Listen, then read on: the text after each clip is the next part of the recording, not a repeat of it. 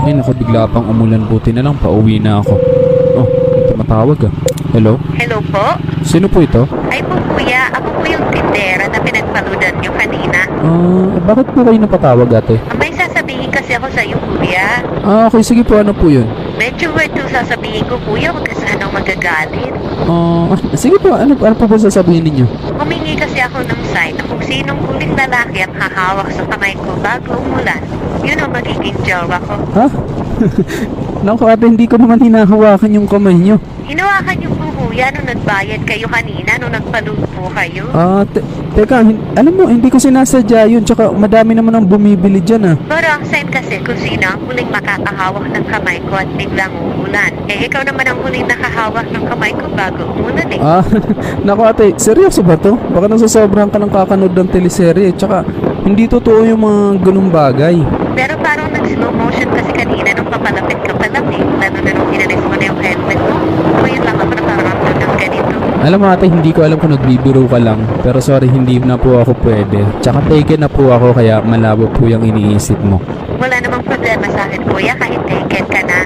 So paano kung tayo pala talaga makatakda, di ba? Kasi ikaw yung nakahawak ng kamay ko bago umulan eh kahit napakainit naman kanina, di ba? So ibig sabihin, yun na yung sign. Naku ate, medyo alanganin ako dyan, lalo na di naman kita kilala talaga. Hindi ko nga nakita yung mukha mo kanina nung nagpaload ako eh.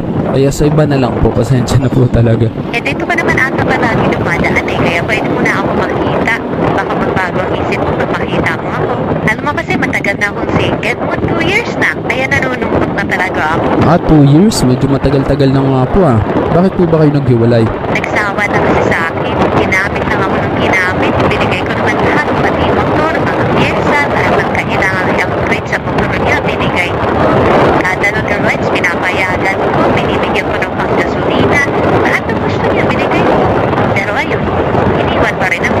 Nakakalungkot naman pala. Ibig sabihin, user pala yung ex mo ate. Oo nga eh. Anyway, wag mo na akong tawagin ate. Annalyn na lang. Okay, sige. Annalyn pala yung pangalan mo. Pag may time ka, daan ka naman dito para mas magkakilala pa tayo.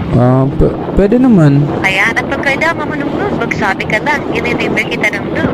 Tsaka pag nagugutom ka, daan ka lang dito sa tindahan ko anytime. Lahat pwede mong kainin dito ng libre. Ha? Ay, grabe naman. Napakabait niyo naman po pala kung ganun. Kaya kung kailangan mo pa nga ng allowance, magsabi ka na. Hindi na po, pero salamat po sa mga offer mo, Mama Annalyn. Basta ikaw, basta bumalik ka lang dito, ako bahala sa'yo, okay? Sige, salamat. Sige na, bye na. Ang lakas ng ulan, baka mapano ka pa. Ingat ka sa pagmumotor ha, madulas ang kalsada. Okay, sige, salamat. Bye. Grabe naman yun, parang napaka-desperada ata niya para magkasyota. Pero mukhang okay yung offer niya. Libre load, pati pang gas, at pwede ko pa daw kainin kahit anong paninda niya. Ang